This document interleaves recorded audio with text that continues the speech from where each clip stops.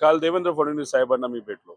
उद्या जाऊन अपॉइंटमेंट मिळणार नाही, पण जर मोदी साहेबांनी वेळ दिली तर त्यांच्या इकडे जाऊन माझ्या मतदारसंघातले नाही तर महाराष्ट्राच्या हिताचे काही विषय आम्ही मांडू शकतो. जीर्णोद्धार केला जात होता, तिथं 3,000 सेलिब्रिटी होते, सामान्य लोकांना बाहेर ठेवलं होतं. त्याचा फटका तिथं असणारा खासदार हा भाजपचा नाही, मराठी माणूस म्हणून हा प्रश्न ऐकल्यानंतर आताच माझी मूठ कुठेतरी टाईट झालेली आहे. न्याय यात्रा होती, त्या यात्रेमध्ये 40 संघटना अशा होत्या ज्या अर्बन नक्षलाईट संघटना होत्या. आपल्याला सगळ्यांना जर देशविघातक कृतींबरोबर लढा द्यायचा असेल तर या असल्या संघटनांची साथ सोडावी लागेल आणि याचा विरोधकांनी विचार केला पाहिजे. एक तर त्यांच्या हातामध्ये जो रिपोर्ट होता, जे म्हणत होते ते 2012 का 13चा रिपोर्ट आहे, तो थोडासा आपल्याला अभ्यासावा लागेल, समजून घ्यावा लागेल आणि मग त्यानंतरच याच्यावर कुठेतरी आपल्याला बोलता येईल. कारण खोलात गेल्याशिवाय एक असं नुसतं वरवरचं वक्तव्य करणं हे त्या ठिकाणी योग्य नाही. परंतु राहुल गांधी यांनी काल एका भाजपच्या खासदाराला धक्काबुक्की केली आणि त्यामुळे त्याचा परिणाम जो आहे तो मुंबईमधल्या कार्यालयाच्या फोडण्यात झाला असं बोललं जातं. असं भाजपचा बचाव आहे या बाबतीमध्ये. नाही, आता हे बघा तिचं काय घडलं, त्या खासदारांनी पहिलं ढकललं का आणि मग ढकलल्यानंतर ढकलता ढकलता तो तो जो भाजपचा खासदार होता तो तिथं पडला का, तर मग काय एक्झॅक्टली घडलं हे सुद्धा तिथं समजून घेण्याची जरूरत आहे. नाही तर काय होतं, काही लोक हिरो बनण्यासाठी आपल्या नेत्याच्या डोळ्यासमोर कुठेतरी चमकण्यासाठी अशा काही चुकीच्या गोष्टी करतात. ते कदाचित दिल्लीमध्ये तो जो भाजपचा खासदार आहे त्यांनी सुद्धा तेच वृत्त तिथं केलं असावं आणि मग महाराष्ट्रातला एखादा पदाधिकारी चमकावा देवेंद्र फडणवीस साहेबांच्या समोर, त्याच्या बाबतीतली चर्चा व्हावी म्हणून कदाचित भाजपने जे कार्यकर्ते पदाधिकारी आहेत त्यांनी ते मुंबईमध्ये तोडफोड केली. आता ह्याच्यावरनं फक्त एकच गोष्ट आहे, महाराष्ट्रामध्ये ह्या गोष्टी जेव्हा घडतात तर त्या लोकांना आवडत नाही आणि एक वेगळं चित्र अख्ख्या देशामध्ये जातं. आता हिंदी चॅनल पासून फार विविध चॅनलवर चर्चा हेच झाली की काँग्रेसचं ऑफिस मुंबईचं काही लोकांनी फोडलं. आता हे महाराष्ट्राच्या अशा काही गोष्टी कधी बाहेर जात नव्हत्या, त्या आता जायला लागल्या, ही दुर्दैवी गोष्ट आहे. त्यामुळेच आम्ही म्हणतोय की कंट्रोल केलं पाहिजे. जसं बीडमध्ये आता वाल्मिक कराडला जर कंट्रोल नाही केलं, तिथला गुंडागर्दी कंट्रोल नाही केली तर तिथं सामान्य लोकांना जगणं हे अवघड होणार आहे.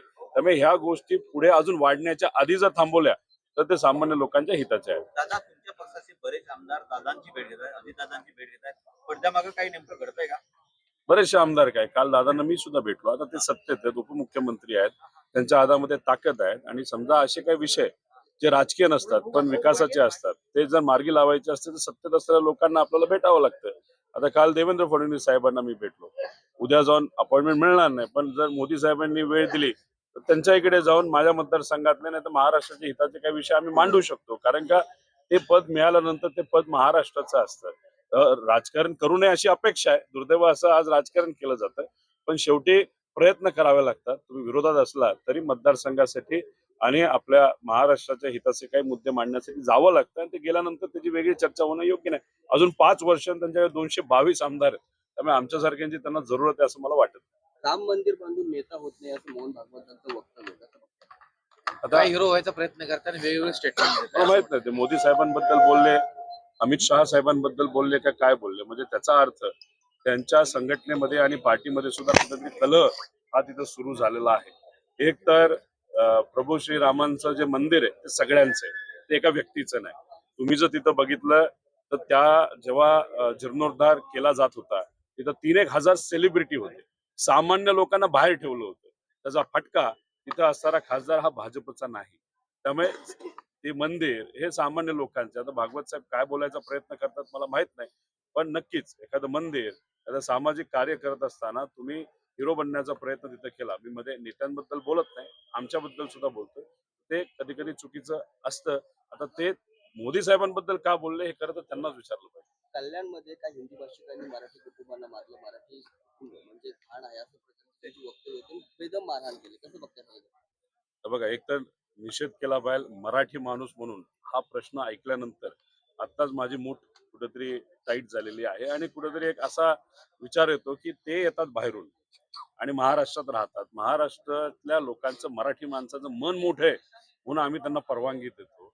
याच्यात जर इथं येऊन मराठी भाषेबद्दल आणि मराठी लोकांबद्दल तर काय बोलले तर कधी कधी सळसळतं रक्त थोडंसं ते आम्हालाही चीड येते, पण कधीतरी संविधानिक पद्धतीने आपल्याला राहावं लागतं.